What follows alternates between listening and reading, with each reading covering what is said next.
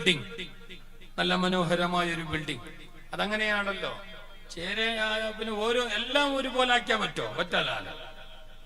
അത് ഓരോന്നോരോന്നും അതിൻ്റെതായ ബഹുമാനം കൊടുക്കണ്ടേ.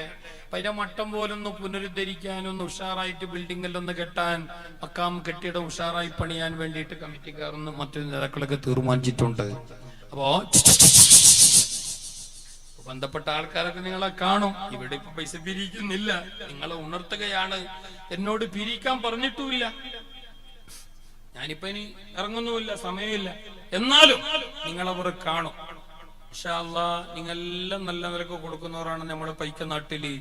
ഇല്ലാത്ത ഒന്നില്ല, അത് മാത്രമേ ഇപ്പൊ ഒന്ന് ഉഷാർ ബാക്കിയുള്ളൂ. പിന്നെ എല്ലാം ഉണ്ട്, എല്ലാം ഉണ്ട്.